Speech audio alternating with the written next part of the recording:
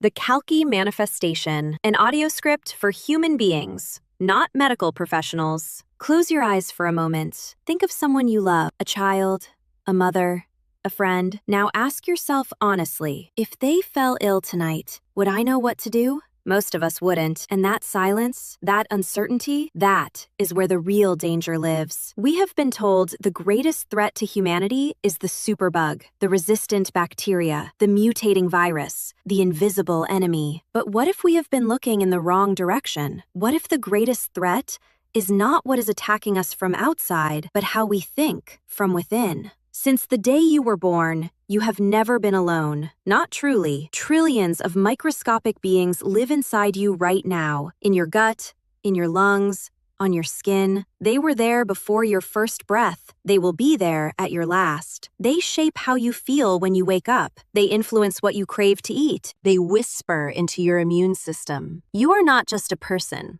You are an entire living world, and for generations, nobody told us this. Then came antibiotics, and they were miraculous, genuinely miraculous. Mothers didn't lose children to simple infections anymore. Surgeries became survivable. The world sighed with relief. But somewhere along the way, relief became arrogance. We stopped seeing microbes as partners in a system we barely understood. We started seeing them as enemies to be exterminated. We used antibiotics like weapons, not surgically, not carefully, but freely, carelessly, constantly. For a cough, for a cold, for fear itself. We declared war on biology, and biology has been preparing its response since we invented antibiotics and chemicals to destroy its ecosystem. Antimicrobial resistance is not a punishment. Let me say that again. It is not a punishment. It is a response. The microbes we tried to destroy did what all living things do. They adapted, they evolved, they survived. And now, what we unleashed has returned, stronger, more resilient, completely indifferent to our intentions. This is not science fiction. This is happening right now, in hospitals, in villages, in cities, in children who simply needed care. The ancient texts described a moment like this, not as a warrior arriving on a white horse with a sword, but as a reset, a microscopic correction when a civilization loses its way. That is the Kalki we are living through. What we call a superbug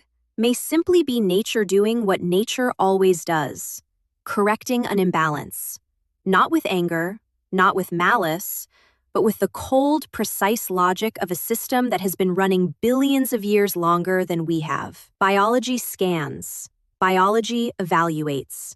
Biology acts. Like a system update that cannot be canceled. Every organism, every cell, every microbe follows an ancient protocol written into the fabric of life itself. We didn't read the instructions, and now the system is correcting itself, with or without our permission. Here is the truth that breaks your heart. This correction does not ask if you are a good person. It does not check if you took your antibiotics responsibly. It does not ask if you voted right, prayed enough, or meant well. Biology follows laws, not emotions. And if you are connected to a compromised system, a hospital overwhelmed by resistant infections, a community where antibiotics are handed out like sweets, a world where fear drives people to seek medicine they don't need, your proximity itself becomes your vulnerability. The network becomes the vector. This is not fate. This is not destiny. This is physics. And physics can be changed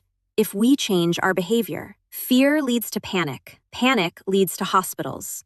Hospitals amplify infection. Infection breeds resistance. Resistance kills. This is the chain. It has been running silently for decades, and almost nobody has named it until now. The single most powerful thing we can do is not develop a new drug. It is to break this chain. And that begins with one simple thing: understanding. Dr. Maya does not treat disease.